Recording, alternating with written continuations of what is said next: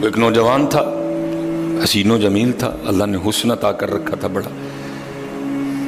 اس نے جب بھی نماز پڑھنے کے لیے آنا نا تو راستے میں ایک عورت تھی، اس کی نظر پڑتی، اور یہ کہا گیا ہے کہ جو نظر ہے یہ شیطان کے تیروں میں سے ایک تیر ہے حضرت، اسی لیے تو حضرت جی نظریں جھکا کے چلنے کا حکم دیا گیا ہے، کیونکہ جو نظر ہے یہ شیطان کے تیروں میں سے ایک تیر ہے حضرت جی۔ پڑھ تو یہ ایک دفعہ جاتی ہے لیکن کتنی دنوں تک حضرت اس نظر کا جو اثر ہے وہ دل سے نہیں جاتا حضرت۔ اپنی نظریں بڑی سنبھالو حضرت، اپنی نظریں بڑی سنبھالو حضرت۔ وہ اس کی تو نظریں پاک تھیں لیکن راستے میں ایک عورت تھی، اس کی پاک نہیں تھی۔ اس نے آتے جاتے جاتے آتے آتے جاتے اس کو دیکھنا، شیطان نے اپنا کام کرنا شروع کر دیا۔ اس نے ایک دن کیا کیا، اس نے اپنی خادمہ سے نا اپنی خواہش کا اظہار کیا، میرا دل کرتا ہے کہ اس نوجوان سے نا تنہائی ملے، لیکن ملے تو ملے کس طرح۔ وہ جو خادمہ تھی ذرا پکی عمر کی تھی، اس نے کہا یہ تو کوئی مشکل کام نہیں ہے، آج ہی رات کو بات بنا دیتی۔ وہ جب عشاء پڑھ کے وہ نوجوان مسجد سے نکلا نا، وہ خادمہ راستے میں کھڑی ہو گئی، اس کو روک لیا، اس کو 2-3 احادیث سنائیں، 2-3 آیات مبارکہ سنائیں کسی کے کام آنے کے حوالے سے۔ ہمارے گھر میں مرد کوئی نہیں ہے، کچھ وزنی سا سامان اٹھانا ہے، اگر آپ اٹھا دیں تو بڑی نوازش ہوگی، اللہ راضی ہوگا، اللہ کے رسول راضی ہوں گے، کوئی مسئلہ نہیں۔ اسی طرح ہوا حضرت، وہ گھر لے گئی، پچھلے کمرے میں لے گئی۔ وہ جیسے کمرے میں داخل ہوئے، وہ عورت پہلے موجود تھی، اس نے جناب اندر سے چٹکنی لگا لی اور اس کے سامنے اپنی خواہش کا اظہار کیا۔ جیسے میں نے کہا نا بڑا مشکل موقع ہوتا ہے، لیکن وہ نوجوان ہماری طرح کا نوجوان نہیں تھا، وہ قرآن والا نوجوان تھا، اس کا تعلق قرآن سے مضبوط تھا۔ اس کو یہی آیت یاد آئی، وَلِمَنْ خَافَ مَقَامَ رَبِّهِ جَنَّتَانِ، جو اپنے رب کے حضور کھڑا ہونے سے ڈر گیا، موقع بھی تھا، طاقت بھی تھی، عمر بھی تھی، خواہش بھی تھی، پھر بھی ڈر گیا، نہیں میرا اللہ دیکھ رہا ہے، میں کل اپنے اللہ کے حضور کون سا منہ لے کے جاؤں گا، کس طرح اللہ اور اللہ کے رسول کی بارگاہ میں کل جاؤں گا۔ سارا کچھ کر سکتا تھا، کوئی تیسرا نہیں تھا، لیکن کیا نہیں، میرا اللہ دیکھ رہا ہے حضرت۔ وہ ایسا خوف طاری ہوا، ایسا خوف الہی طاری ہوا، غش کھا کے گر گئے نیچے، اور ڈر گئی۔ آگے بڑھ کے کسی نے نبض نہیں دیکھی کہ زندہ ہے کہ شہید ہو گئے، انہوں نے سمجھا کہ شاید مر گئے۔ اس نے دروازہ کھٹکھٹایا، باہر سے اس نے خادمہ نے دروازہ کھولا، اس نے کہا یہ تو مر گیا۔ اس نے کہا یہ بھی کوئی مشکل بات نہیں، بھائی نام تو اس پہ لگے گا نا جس کے گھر سے لاش برآمد ہوگی، تم ٹانگیں پکڑو میں ہاتھ پکڑتی۔ انہوں نے تھوڑا سا محنت مشقت کر کے نا اٹھا کے جو باہر کوڑا پھینکنے کی جگہ تھی نا، اس نوجوان کو پھینک دیا۔ اب رات پڑ گئی، بیٹا گھر نہیں آ رہا، باپ پریشان تھا۔ جب کافی وقت گزرا نا تو والد صاحب بیٹے کی تلاش میں نکلے، تو راستے میں کیا دیکھتے ہیں کہ وہ جو کوڑا کرکٹ پھینکنے کی جگہ ہے وہاں بیٹا پڑا ہوا ہے۔ بیٹے کو اٹھایا، گھر لے آئے، منہ پہ پانی کے چھینٹے مارے، بیٹے کو ہوش آئی۔ باپ نے پوچھا پتر کیا ہوا؟ وہ بیٹے نے پھر سنانا شروع کیا۔ جب پھر وہاں پہنچا نا کہ اس عورت نے مجھے دعوت زنا دی، تو پہلے تو خوف الہی کی وجہ سے بے ہوش ہوا تھا، اس بار اتنا خوف الہی نے غلبہ کیا کہ واقعی روح پرواز کر گئی ہے۔ والد نے راتوں رات جنازہ کروا دیا۔ صبح والد صاحب فجر کی نماز کی جماعت میں شریک نہیں ہو سکے۔ جب نماز سے فارغ ہوئے نا تو امیر المومنین حضرت سیدنا عمر بن خطاب رضی اللہ تعالیٰ نے پوچھا بھائی وہ آج ہمارا فلاں مقتدی کیوں نہیں آیا؟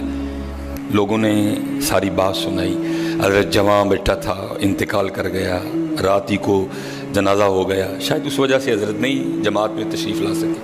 آپ نے فرمایا چلو اپنے بھائی کے غم میں شریک ہوتے ہیں۔ حضرت سیدنا عمر فاروق رضی اللہ تعالیٰ عنہ آئے، باتیں ہوتی رہیں۔ آپ نے بیٹے کے انتقال کی وجہ پوچھی، بیٹے نے ساری بات سنائی۔ آپ نے فرمایا اچھا تیرے بیٹے کا انتقال خوف الہی کی وجہ سے ہوا ہے؟ تو اللہ تو فرماتے ہیں وَلِمَنْ خَافَ مَقَامَ رَبِّهِ جَنَّتَانِ، اور جو ہمارے رب حضور کھڑا ہونے سے ڈر گیا اس کے لیے 2 جنتیں ہیں۔ تو چل پھر مجھے ذرا اپنے بیٹے کی قبر پہ لے کے چل حضرت ہے۔ لکھا ہے حضرت عمر فاروق آپ اس کے بیٹے کی قبر پہ تشریف لے، اس کی قبر پہ کھڑے ہو کے اس نوجوان کو باہر سے مخاطب کر کے فرماتے ہیں، اللہ فرماتے ہیں وَلِمَنْ خَافَ مَقَامَ رَبِّهِ جَنَّتَانِ، اور جو اپنے رب کے حضور کھڑا ہونے سے ڈر گیا اس کے لیے 2 جنتیں ہیں۔ اے نوجوان اب آگے تو بتا اللہ نے تجھے 2 جنتیں دیں کہ نہیں دیں؟ تو تو لکھا ہے قبر سے جواب آتا ہے امیر المومنین رب سچا، رب کا رسول سچا، رب کا قرآن سچا۔ میں جیسے ہی قبر میں آؤں اللہ نے مجھے 2 جنتیں عطا کر دی ہیں۔ بچو اس سے بچو حضرت، اس دور کا سب سے بڑا فتنہ حضرت، اس سے بچو حضرت، اور خود نہیں بچا جاتا حضرت، اپنے اللہ کے حضور بار بار گڑ گڑاؤ یا اللہ سانو بچا لے۔ اور پھنسایا حضرت ہمیں انہوں نے اس طرح ہے، ہمارے معاشرے کو انہوں نے اس طرح کا بنا دیا ہے کہ یہاں زنا بالکل بری چیز نہیں سمجھی جا رہی، لوگ فخر سے بتاتے ہیں، اور یہ قرب قیامت کی نشانی ہے۔ لوگ گناہ کر کے فخریہ بتایا کریں گے۔ آج کا نوجوان فخریہ بتاتا ہے، جی میری اتنی گرل فرینڈز ہیں، آج کا نوجوان فخر سے بتاتا ہے یہ قرب قیامت ہے، یہ نشانی ہے قیامت کی۔ لوگ گناہ کر کے ڈریں گے نہیں، بلکہ فخریہ بتایا کریں گے، ہاں جی میں یہ گناہ کر رہا ہوں اور اتنی جگہ کر رہا ہوں میں یہ گناہ۔ لیکن کیا ہوگا، نیکی مشکل ہو جائے گی۔ آج حضرت جی آپ دوسرا نکاح کر لیں، اللہ سنت ہے، قرآن میں اللہ خود کہہ رہے ہیں فَإِن تَابَ لَكُم مِّنَ النِّسَاءِ مَثْنَىٰ وَثُلَاثَ وَرُبَاعَ۔ پہلے کی تو اللہ نے بات ہی نہیں کی، بات ہی دوسرے سے شروع ہو رہی ہے۔ مِّنَ النِّسَاءِ مَثْنَىٰ وَثُلَاثَ وَرُبَاعَ، پہلے کی بات ہی نہیں ہوئی، بات ہی دوسرے سے شروع ہو رہی ہے۔ جتنی مرضی گرل فرینڈ رکھ لیں آپ کو کوئی برا نہیں سمجھے گا، بلکہ لوگ آپ کے جانے کے بعد بڑا خوش ہو گئے کہ یار بڑا رنگین مزاج آدمی ہے۔ لیکن حضرت آپ دوسرا نکاح کر لیں، اسی وقت آپ لوگوں کے کاغذوں میں 2 نمبر ہو جائیں گے حضرت۔ پیکے بھی ناراض، سونے بھی ناراض، پرا بھی ناراض، سالہ بھی ناراض، ہیں جی چھوٹا بھی ناراض، وڈا بھی ناراض ہے۔ یہ کیا ہے؟ یہ قرب قیامت ہے حضرت۔ گناہ اچھا ہو گیا، گناہ آسان ہو گیا، نیکی بری سمجھی جانے لگی، نیکی مشکل ہو گئی حضرت۔ اس لیے بچو حضرت، اور اس کا طریقہ جو ہمیں ہمارے بڑوں نے بتایا ہے یہی ہے حضرت جی، روز سرگی اٹھو تے اللہ دے حضور رو، یا اللہ جے دن چڑھے آئے تے تیرے فضل نہ چڑھے آئے، جے چاڑے تے پھر ساڑی حفاظت بھی فرمائیں گے، سانو بچا بھی لیں گے، ساڑی حفاظت بھی فرمائیں گے۔ تو حضرت جی دنیا تو 4 دن کی ہے، جا رہی ہے، کالے وال مسافر ہوئے، چٹیاں ڈیرے لائے، کالے وال مسافر ہوئے، چٹیاں ڈیرے لائے، ویکھ محمد بخشا موت سے نہیں آئے۔ اور حضرت جی اللہ سب کو اپنی حفاظت میں رکھے۔ اگر کوئی اس گناہ میں پھنسا ہوا ہے، اگر کوئی اس گناہ میں پھنسا ہوا ہے تو میں کہوں گا کہ توبہ کر لیں سارے حضرت، کیونکہ حضرت یہ وہ گناہ ہیں کر تو ہم رہے ہیں، لیکن اس کی سزا ہماری نسلوں کو بھگتنی پڑنی ہے حضرت۔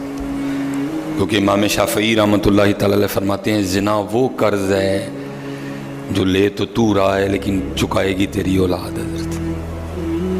زنا وہ قرض ہے جو لے تو رہا ہے لیکن چکائے گی تیری اولاد حضرت۔ اس لیے حضرت جی اپنی اولاد کے لیے، اپنی بیٹیوں کے لیے، اپنی بہنوں کے لیے گڑھے نہ کھودو حضرت، اس سے بچو حضرت، اس سے بچو۔